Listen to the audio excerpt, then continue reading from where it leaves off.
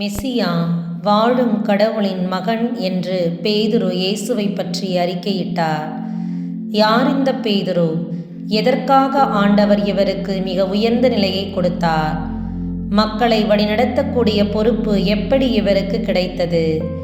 எதனால் இவர் முதல் திருத்தந்தையாக அறிவிக்கப்பட்டார்? புனித பேதுரு ஒரு எளிய குடும்பத்தில் பிறந்திருக்க வேண்டும். வயது முதிர்ந்த நிலையிலே ஆண்டவர் இவரை அழைக்கின்றார். எல்லா காரியங்களிலும் பதட்டப்படக்கூடியவர், அவசரப்படக்கூடியவர் புனித பேதுரு. அவ்வளவாக படிப்பறிவும் கிடையாது. பல நேரங்களில் இயேசு ஆண்டவரிடமிருந்து பாராட்டுக்களை பெற்றிருக்கிறார்.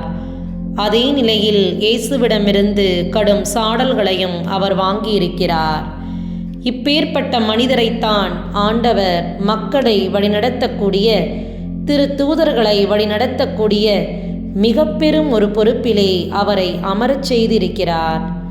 இந்த இடத்தில் தகுதியல்ல, தகுதியற்ற ஒருவரை தனது பணிக்கு தகுதியுள்ளவராக்குவது கடவுளது திருவுளம்.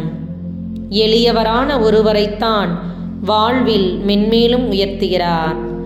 எல்லாவற்றிற்கும் அவசரப்படுகின்ற புனித பேதுருவை ஒரு பொறுப்பான பணிக்கு அமர்த்துகிறார். ஏன் பேதுருவுக்கு இவ்வளவு முக்கியத்துவம்?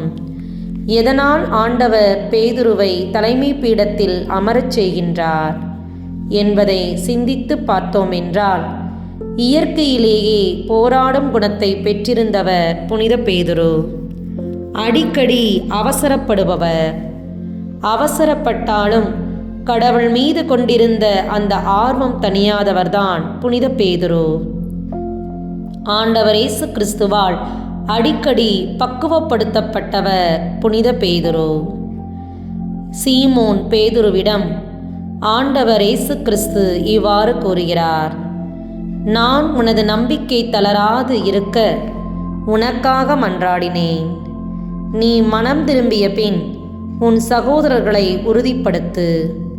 உறுதிப்படுத்து என்கிற வார்த்தை பாறைக்கு ஒப்பாக அடையாளப்படுத்தப்படுகிறது.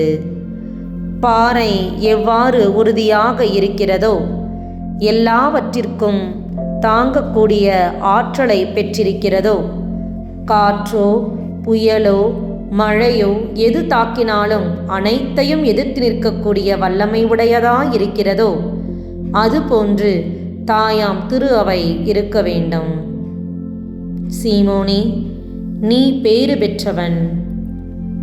விண்ணகத்தில் உள்ள என் தந்தையே உனக்கு இதை வெளிப்படுத்தி உள்ளார் என்றபோது, இறைவனின் திருவுளத்தை நிறைவேற்றுபவர்களாக நாம் இருக்கிறோம் என்பதை இன்றைய இறை வார்த்தை எடுத்து கூறுகிறது.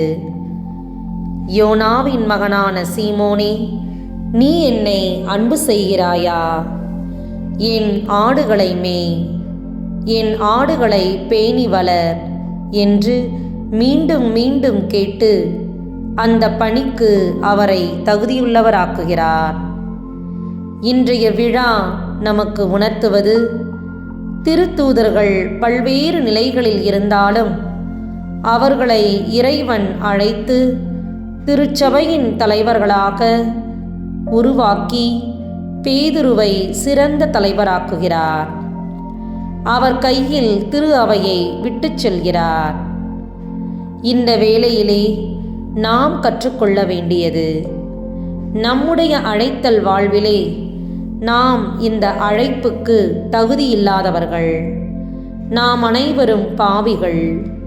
இருப்பினும் கடவுள் தனது இரக்கத்தின் மிகுதியினால் நம்மை அழைத்து இப்படிப்பட்ட ஒரு பணியை கொடுத்திருக்கிறார். எனவே கிறிஸ்துவின் பிள்ளைகளாகிய நாம் பணி வாழ்விலும் பொது வாழ்விலும் விவிலியத்தின் வழியாக அவர் நமக்கு கற்றுக் கொடுக்கின்ற நற்செயல்களை, விழுமியங்களை, நன்மைகளை பிறருக்கு கொடுக்கும் மக்களாக, ஆன்மாக்களை அறுவடை செய்கின்ற மக்களாக, ஒளியின் மக்களாக வாழ்வதற்காக நம்மை தேர்ந்தெடுத்து இருக்கிறார். ஆகவே ஆண்டவருக்கு நம்மை முழுமையாக அர்ப்பணிப்போம். அவரைப் போல நாமும் பிறருக்கு வாழ்வை கொடுப்பவர்களாக வாழ மன்றாடுவோம்.